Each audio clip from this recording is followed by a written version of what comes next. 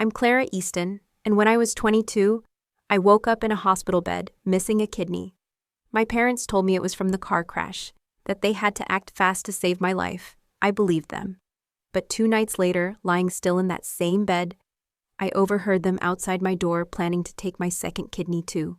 Not by accident, by choice, to save my brother. If we get emergency guardianship, my mother said, we can take it before she wakes up.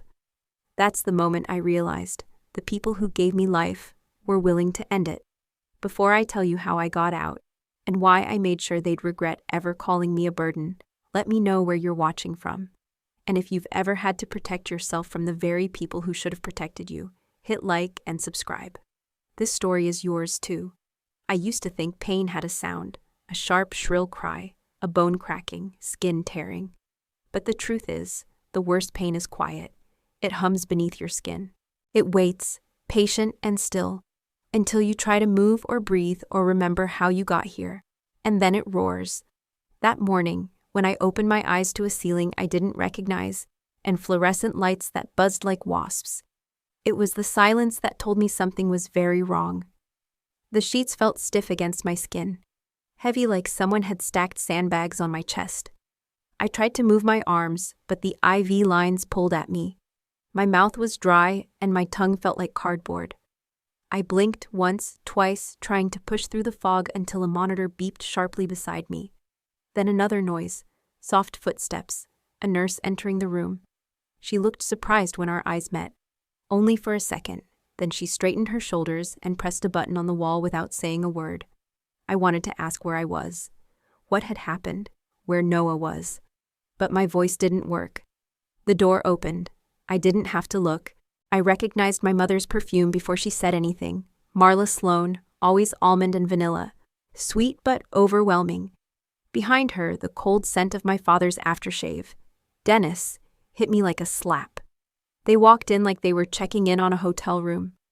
Not a glance at me, not a touch. Just quiet calculation and the rustle of paperwork. She's awake, my mother told the doctor. No emotion, no disbelief, no joy. Just a fact to file away. Her eyes didn't meet mine. My father stood beside her, arms crossed, scanning the ceiling like even that bored him. I moved my hand, reaching toward them, toward anyone. The IV yanked it back. I let it fall. It wasn't weakness that stopped me. It was something heavier. Recognition. This wasn't concern. This wasn't love. This was obligation, a formality, a box to check before they moved on. I turned my head slowly, pain searing through my ribs like hot metal, searching for something familiar. My bracelet, my grandmother's bracelet, gone. A quiet panic built in my chest. That silver chain had meant something, a promise I clung to. I wasn't even worth keeping it on my wrist. The doctor spoke. Calm, practiced. She's stable. Surgery went well. We had to remove 1 kidney. I barely heard the rest. The word remove echoed in my skull, like thunder in a closed room. Something had been taken from me, and no one was asking how I felt about it. My body wasn't my own anymore. They made that decision while I slept. They stayed for 8 minutes. My mother answered 2 texts while standing beside my bed. My father made a call in the hallway. Neither said goodbye. When the door shut behind them, it felt final. Like they were already moving on with their lives, rewriting the story where I was just a footnote. Just the girl who crashed the car and lost her kidney. Not the girl who saved her brother. That night, I couldn't sleep. Not just from the pain, but from the waiting. I heard the hallway quiet. Nurses' voices faded. Machines kept their rhythm. The room buzzed with the smell of antiseptic and something sour. Fear, maybe. My eyes closed for seconds at a time, but I never drifted. And then I heard them, outside the door. Voices low, urgent, cutting through the wall like glass. We can't afford to wait. Noah needs it now. That was Marla. Her voice wasn't frantic. It was determined, like she'd made up her mind. We'd need court approval, the doctor said, calm but firm. She's still alive. If you take the second kidney, she won't survive. She's not doing anything with her life anyway, my father replied. Noah has a future. He matters. I stopped breathing, not metaphorically. My lungs refused. Their words were too heavy. They were planning to end me, right there, on the other side of the door. And they didn't even whisper. I wanted to scream. Wanted to rip the IVs out and run. But my body betrayed me. I was frozen, muscles locked, pulse racing so loud I thought the monitor would alert someone. It didn't. No one came. I was alone. And they didn't know I was listening. They said I was a burden. They were ready to finish what the accident started. I thought losing my kidney was the worst part. I was wrong. It was hearing the people who gave me life decide it wasn't worth saving. That was the real wound. When their footsteps faded down the hall, I turned my face to the side, tears soaking silently into the pillow. I stared at the blank wall and made a promise. I would get out. I would not be erased. They might have taken a part of me, but they would not take the rest. That was the first night I stopped waiting to be saved. That was the first night I decided. If they saw me as disposable, I'd make sure they'd regret it. Quietly, completely. Without giving them the satisfaction of watching me break. The second night, I stared at the ceiling again. But this time, I wasn't counting the cracks. I was counting memories. One for every tile. Some dull, some sharp. All of them marked by the same silence that had followed me home my entire life. The truth was, my parents hadn't just decided I was disposable overnight. They'd been preparing for it for years. I just didn't see it then. I wasn't the kid you framed in graduation photos. That was Noah, honor roll, piano recitals, science competitions. If he got a B, it was the teacher's fault. If I got an A, it was expected. I remember standing in the doorway once, holding up my college acceptance letter, waiting for someone to react. Marla glanced at it and said, "That's nice. Don't forget to take the chicken out of the freezer." That was her version of celebration.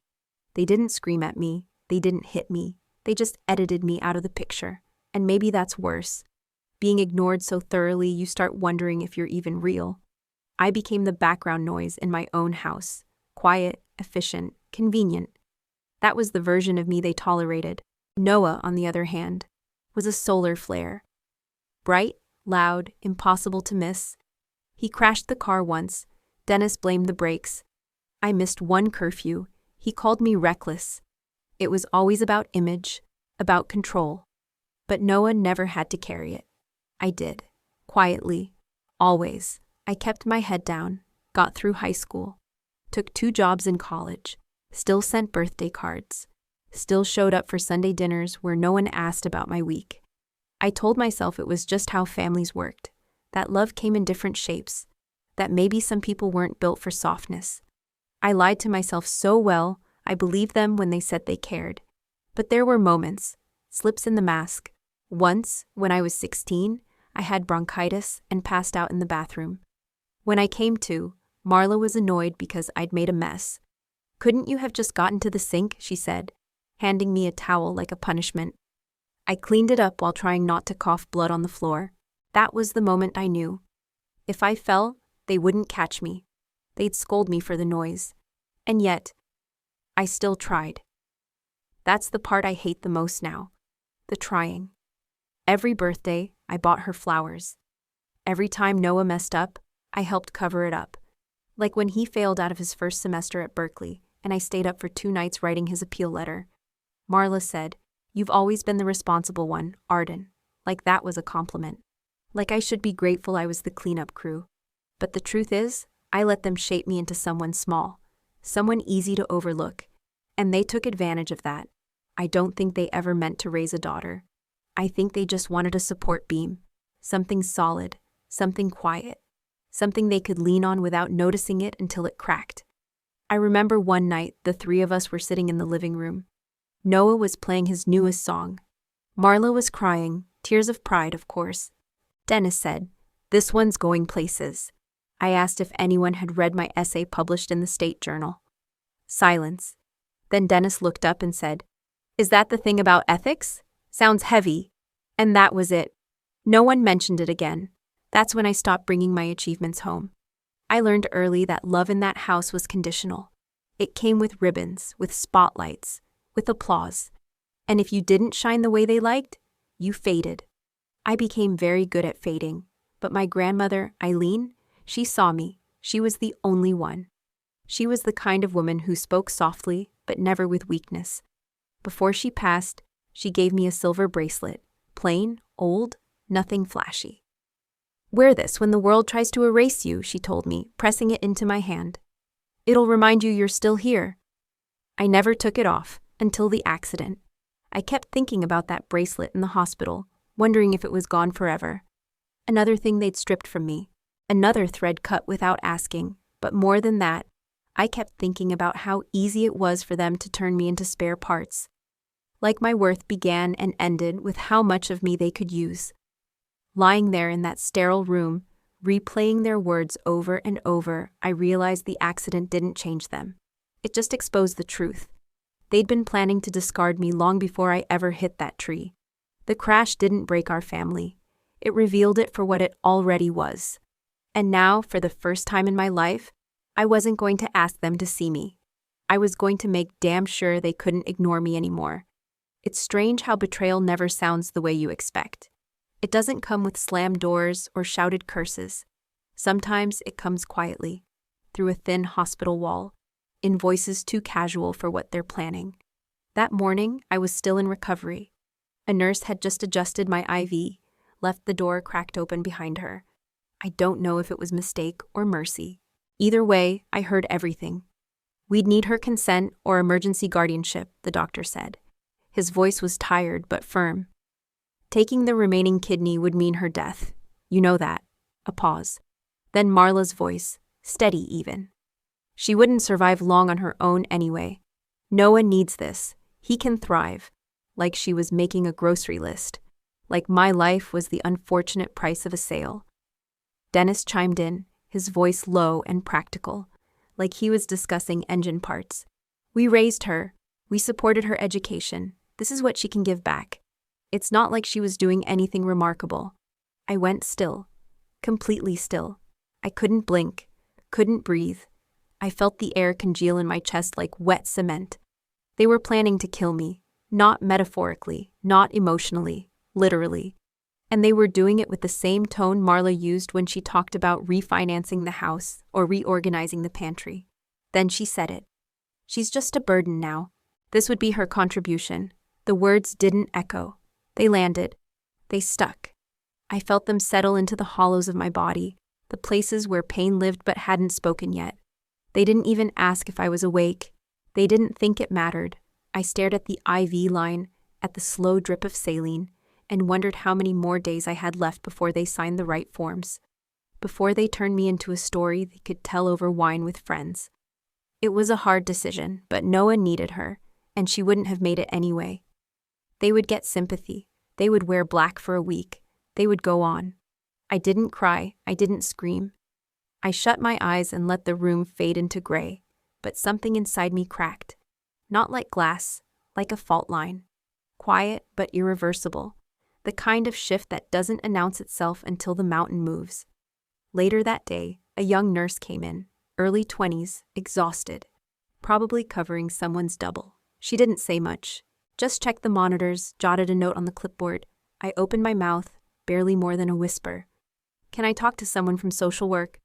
She glanced at me, eyes widening slightly like she hadn't expected me to speak. "Sure, I'll page them." She didn't ask why, she didn't push, but she nodded once like she knew. Like I wasn't the first patient to realize that sometimes the people who are supposed to protect you are the ones holding the knife. I lay there alone for the next 2 hours. No one came, not Marla, not Dennis, not Noah, just silence. Heavy, humming silence. I stared at the door, half expecting them to walk in and pretend nothing happened. Smile. Ask about my pain levels, offer to bring soup. They didn't. Around 5, the hallway lights dimmed. The hospital settled into its night rhythm. Machines beeping, footsteps soft, conversations muted behind glass. I could hear the world continuing without me. I wasn't even a pause. The overhead speaker called for security in another ward. A baby cried 2 rooms down. Somewhere someone was fighting to stay alive. And me? I was fighting to stay remembered. That night, I dreamed of the lake near our old cabin, the one they sold when Noah got accepted to Berkeley. In the dream, I stood on the dock, the water black and still.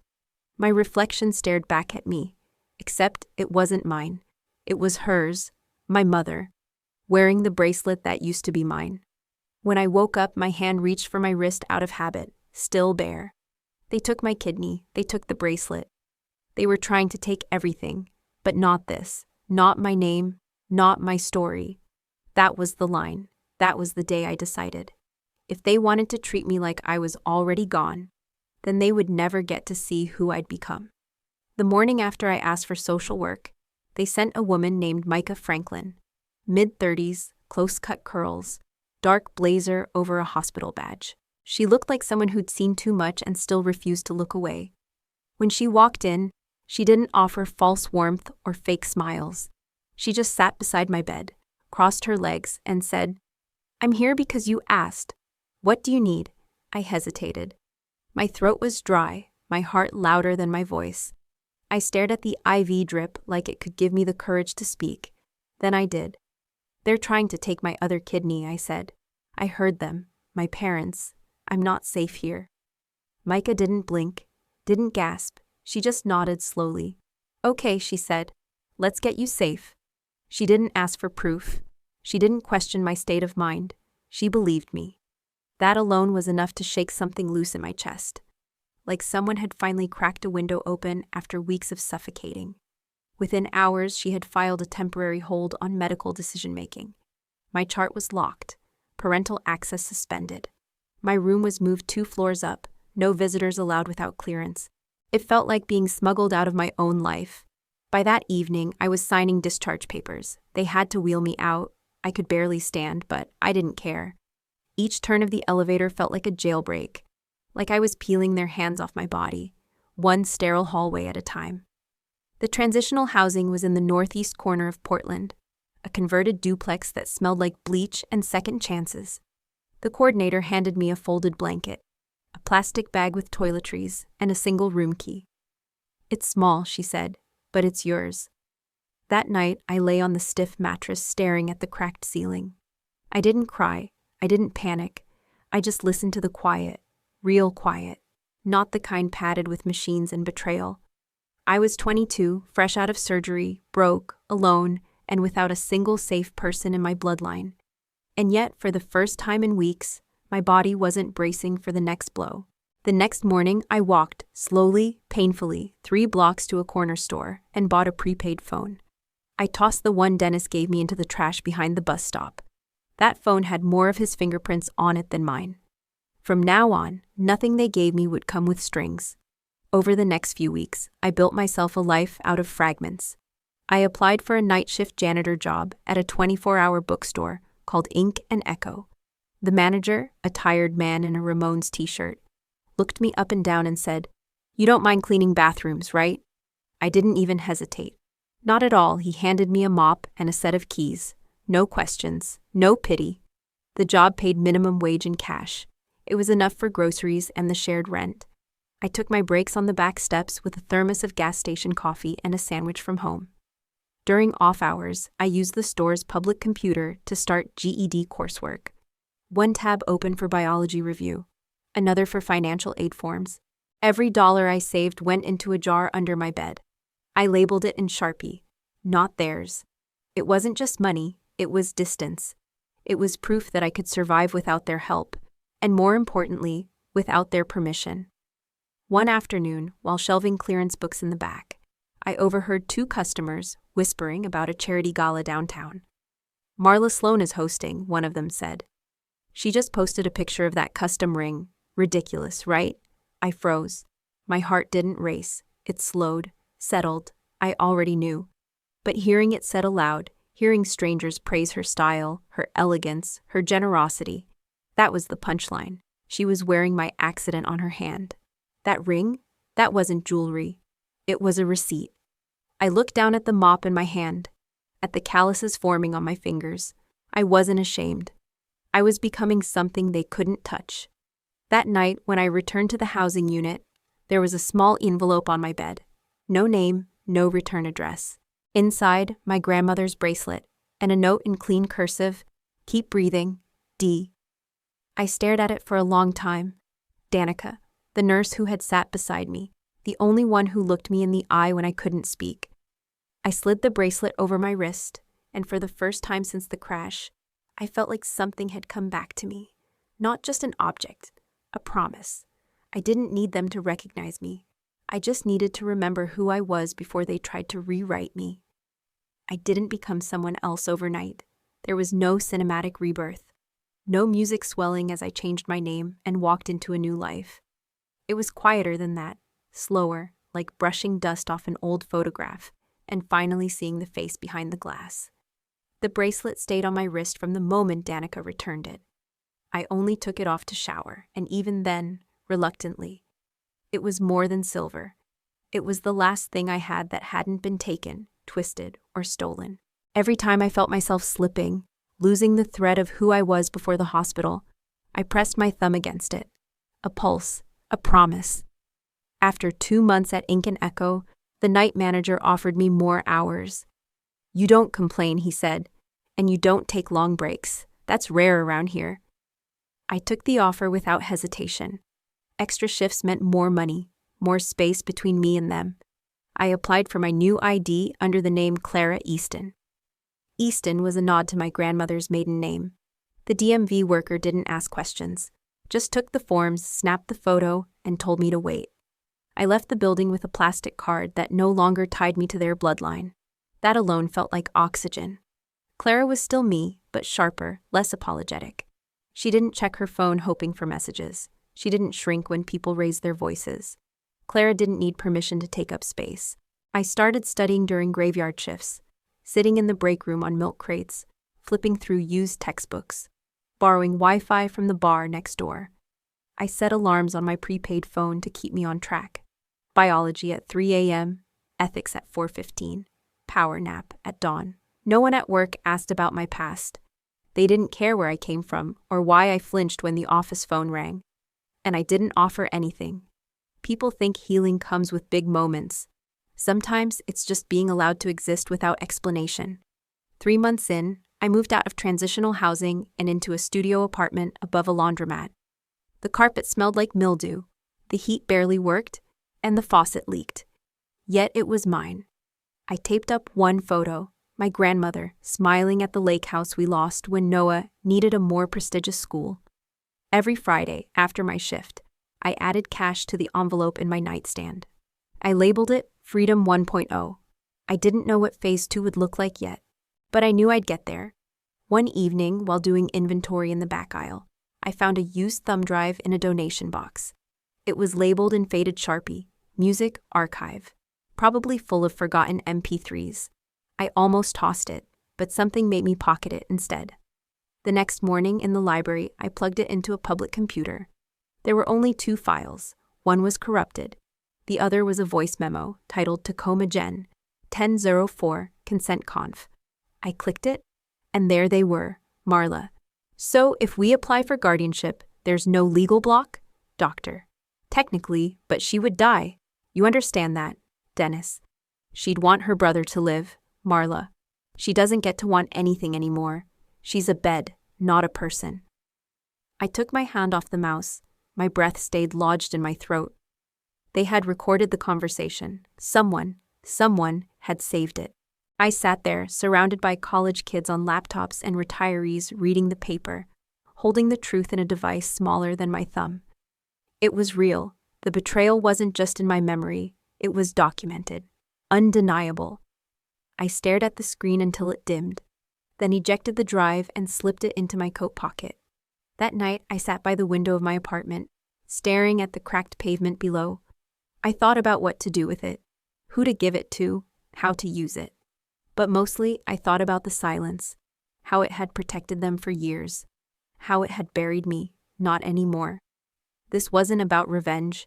It was about recognition. If they'd tried to erase me, then the only way forward was to become too visible to ignore. And when the time came, I'd know exactly where to start. I didn't plan to see them again. That was never part of the blueprint. The whole point of starting over was to never hear their names in my mouth again. But life, or maybe fate with a dark sense of humor, had other ideas. 3 years passed. 3 years of night shifts, hard-won promotions, and building something from the ash of who they tried to bury. By 25, I was standing in a glass office with my name etched on the door. Clara Easton, COO, Umicore Health. A startup built on one principle: no patient should ever be dehumanized inside a hospital room. I didn't advertise my history, but I lived it into the policy. Every form we rewrote, every protocol we fought to change, I made sure no one like me ever went unheard again. And then, one morning, his name showed up in my inbox. Noah Sloan, Executive Candidate Submission. Referral, internal. Position, Strategy Analyst. For a second, I just stared at the screen, not out of shock, out of recognition, like hearing a song you thought you'd deleted from every playlist but still knew every lyric to. He found me, the golden child, the reason they tried to end me, the one they protected at all costs, even mine. Noah was applying for a job at my company, under my roof. Without knowing, I built the foundation he was about to walk on. I read his resume. It was glossy on the surface, hollow underneath. A couple of short stints at tech firms that folded within months. Empty titles, inflated impact. But what caught me wasn't what was there. It was what was missing. No mention of family, no mention of me. I could have rejected him outright. One click, one form, but I didn't. Instead, I forwarded it to HR with a note: schedule his interview. 8 a.m., I'll conduct it personally. The next morning, I wore slate gray and silence. I sat in the interview room with 2 cups of coffee, one untouched across from me, and the USB drive resting beside my notes like a loaded weapon. At 7:58, he walked in. Noah looked older, not in the weathered way people grow wiser. In the bloated, exhausted way people run out of charm. His eyes scanned the room without recognition, not until I raised mine to meet his. He froze. "Miles? Arden?" he whispered, voice cracking. "Clara," I corrected, my tone flat. "Take a seat." He sat down like the chair might burn him. His hands fidgeted in his lap. "I didn't know. I thought." "You thought I was dead," I said calmly. "That's what they told you, wasn't it?" He didn't answer. He didn't have to. I picked up the USB drive, turned it between my fingers once, then slid it across the table. "I'm sure you remember this night," I said, "but in case you ever doubted what I heard, you can hear it too." He didn't touch it. His fingers hovered above it like it might shatter. "I didn't know they'd really—" "You didn't ask," I said. "You didn't visit, you didn't question. You let them decide I was the sacrifice, and you accepted it. I was 17, I didn't. You were old enough to choose silence. That's all I needed to know." He blinked hard, trying to hold back something. Tears, shame, I didn't care which. For the first time, I saw the crack in him, the collapse beneath the shine. "I just need a shot," he said, voice small. "I haven't had many since everything. I just need a place to start." "This company," I said, standing, "was built to protect people from families like ours. We fight for patients who've been silenced, abandoned, erased. You don't belong here, Noah." He stood too, slower. "I didn't come here to hurt you." "No," I said, walking to the door. "You already did." I opened it. He didn't move right away. When he finally stepped out, he looked back once. "Is there anything I can say?" he asked. I met his eyes without blinking. "No," I said, "but there's a lot you'll have to live with." Then I shut the door, not in anger, not with triumph, just with closure. I stood there alone for a long moment, looking at my reflection in the glass, not as Arden, not as a victim. Just a woman who survived and rebuilt the house they tried to burn down, with no intention of letting them in again. I didn't expect him to come back. Most people run when the mask slips. Most people fold under the weight of guilt once it's named out loud. But Noah returned the next day, 8:02 a.m., standing in the lobby like a ghost that didn't know it had died. He looked worse than yesterday. Maybe he hadn't slept. Maybe he thought I'd change my mind overnight. He didn't understand yet. I don't change my mind for people who watched me bleed and called it necessary. I let him in. This time, there was no coffee waiting. He sat down across from me, fidgeting with the hem of his sleeve. I didn't speak. I wanted him to feel the silence, the same way I had in that hospital room, when their voices came through the wall and carved me out of their lives like I was excess. Finally, he cleared his throat. "I didn't come here to reopen everything," he said quietly. "I just I didn't know how else to find you. You could have started by asking if I was still alive, I said. My voice didn't rise. It didn't need to. I thought you didn't want to be found. His tone was defensive, then softened. Honestly, I figured they were lying. I just didn't know how deep. They weren't lying, I replied. They just edited the truth, like they always did. He looked down at his hands, then up again. Clara, Arden. Clara, I corrected. I buried Arden the day they tried to sign me away like property. You were there, even if you didn't say a word. He blinked. I was a kid. You were 17, I said, my voice sharp but steady. Old enough to know when something's wrong.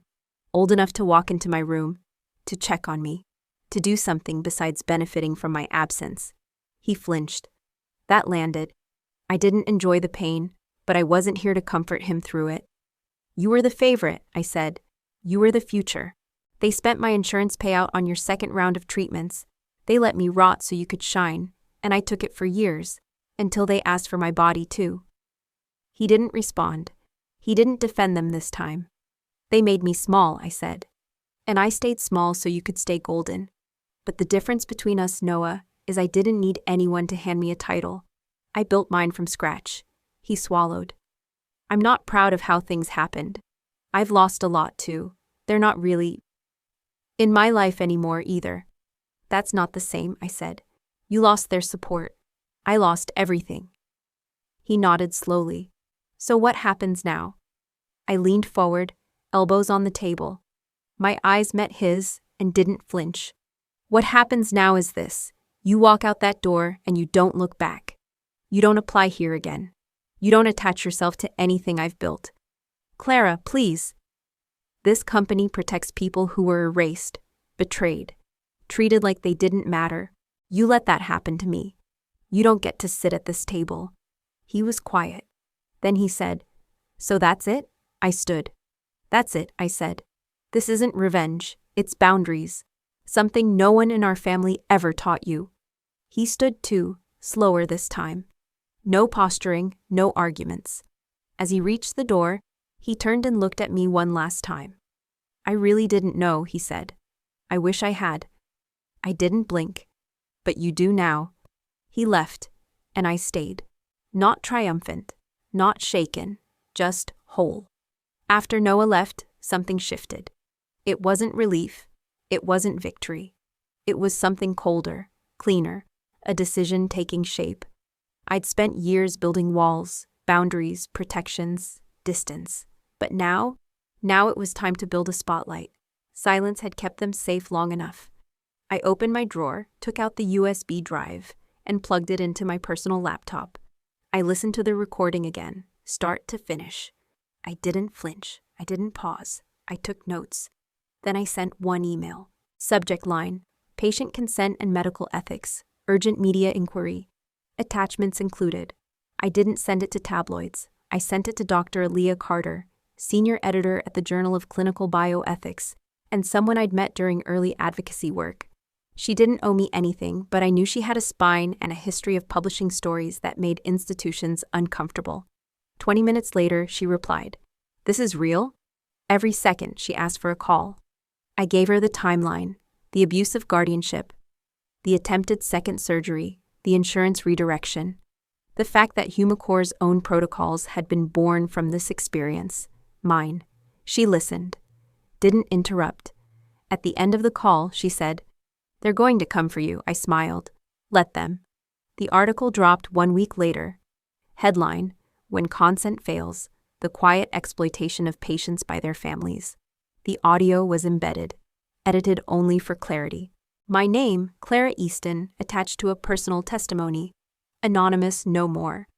The story went viral in healthcare and ethics circles within 48 hours. Hospital boards called emergency meetings. Bioethics professors rewrote half their lecture slides. And for the first time, patients started asking, who speaks for me when I can't speak for myself? But that wasn't the part that shook them. It was what came next. HumaCore launched a national petition.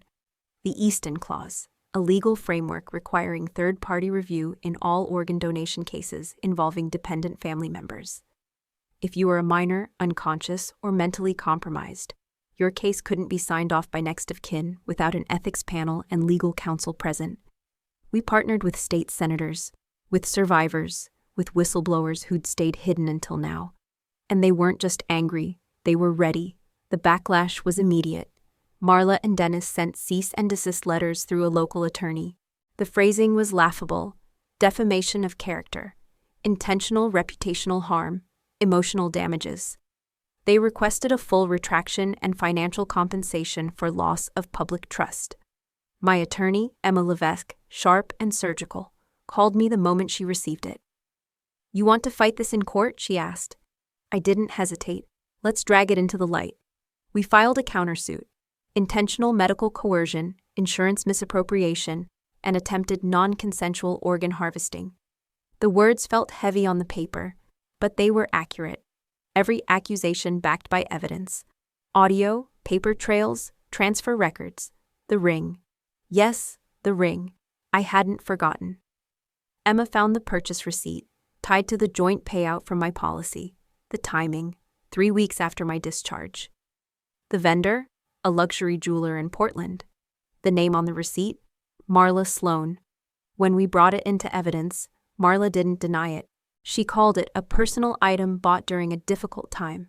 Like betrayal could be accessorized. The trial didn't last long. Their lawyer pushed for a quiet settlement. We refused. The judge ruled in our favor on every count. The court didn't just recognize what happened. It condemned it. They walked out of that courtroom with their reputations shattered. Not because I wanted revenge, but because I wanted truth to have weight. I didn't gloat. I didn't speak to press.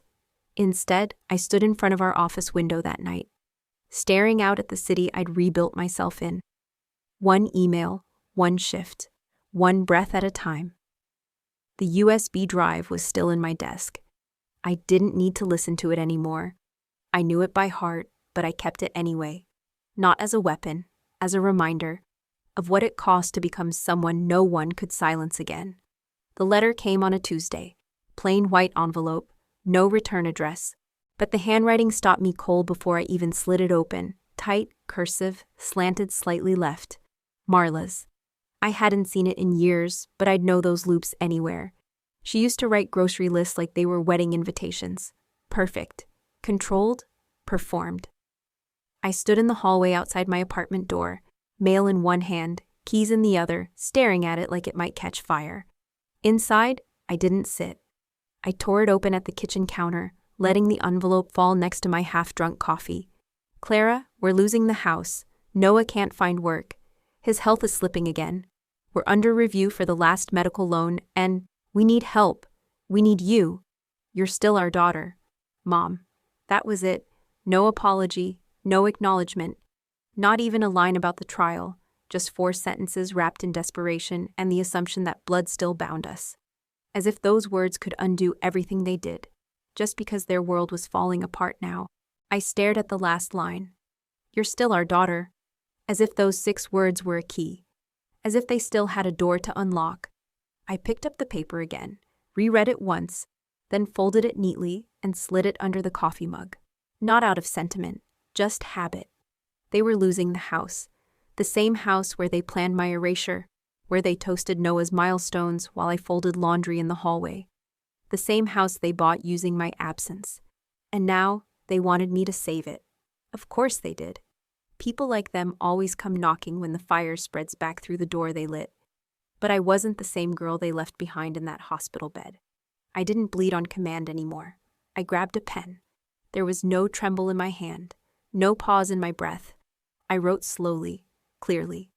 Like I wanted every word to cut without raising its voice.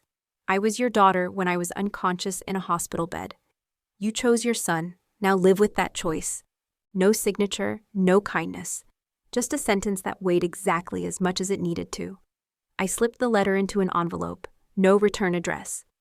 I sealed it with the same precision Marla had used for years, except this time, the control belonged to me. On my way to work, I dropped it into the blue mailbox on the corner. The sound of the metal flap closing echoed louder than I expected, like punctuation. At the office, I sat through meetings, gave feedback, approved vendor proposals. No one knew what I'd just done. and that felt right. My power didn't need to be announced. It just needed to be final. That night, I opened my window, let the air move through the space like it belonged there. The city was quiet. Lights flickered from across the bay. I stood with my elbows resting on the sill, the breeze pushing hair against my face. And I thought of her, not as a mother, but as a woman who never understood what it meant to carry someone without trying to own them. She taught me control. She taught me silence. She taught me exactly how cruelty can be dressed in pearls and soft hands. And I outgrew every lesson. She could keep her rings, her regrets, her house. I had peace, and it wasn't for sale. After the letter, they didn't respond. Not with another plea. Not with threats. Just silence. And I welcomed it like an old friend finally learning how to stay quiet. For the first time in years, my life wasn't defined by surviving them. It was shaped by choosing me. Every morning, I walked along the edge of the bay before the city was fully awake. The water moved slow, deliberate. No drama, no apology, just motion. It reminded me that healing didn't have to be loud. Sometimes it just meant staying in motion long enough to recognize yourself again. Back at the office, we finalized the expansion of the Easton Clause. 3 more hospital systems onboarded the protocol. My name was on every page, not as a victim, but as a systems architect. That mattered more than justice. It was structure, protection, legacy. One afternoon, as I was leaving the office, a young intern stopped me in the hallway. She looked nervous, maybe 19. A folder clutched to her chest. "Ms. Easton?" she said. I turned. "I read your story," she said quietly. "It helped me walk away from something that was breaking me." I didn't ask what. I just nodded. "You didn't walk away," I said. "You walked toward yourself." She smiled. It was small, but it was real. That's when I knew none of this was wasted. Not the pain, not the silence. Not even the parts I still couldn't name out loud. Because if my survival gave someone else a map out of the dark, then it wasn't just mine. That night, I pulled out the old storage box under my bed. Inside was the bracelet my grandmother gave me, tucked inside a cloth pouch. I hadn't worn it in months. Not because I forgot, but because I didn't need the reminder as often anymore. Still, I ran my thumb along the chain, slow and steady. This wasn't jewelry. This was a vow that I kept. And now I was ready to put it down. Not as surrender, but as release. I placed it on the windowsill, where the morning light would hit it. A quiet monument to the girl who refused to disappear. Then I sat at my desk and wrote the last sentence of my public essay for the HumaCore blog. The title was simple. They called me a burden. I built a future anyway. The final lines. If someone tells you your pain is too much, your voice too loud, your survival too inconvenient, speak louder. Keep standing, make space. They will try to take things from you. Time, dignity, maybe even your name. But they can't take what you build with your own hands. They can't take your future unless you give it to them. I didn't. And you don't have to either. I hit publish. No shaking hands, no second thoughts. It was never about revenge. It was about remembering I was never powerless. I was just unheard. Now, the world listens. And if you're reading this, whoever you are, wherever you are, I want you to know something. You don't have to be chosen to be worth protecting. You don't have to be wanted to be worth surviving. You are not a burden. You're the beginning of something no one saw coming. Now go build it.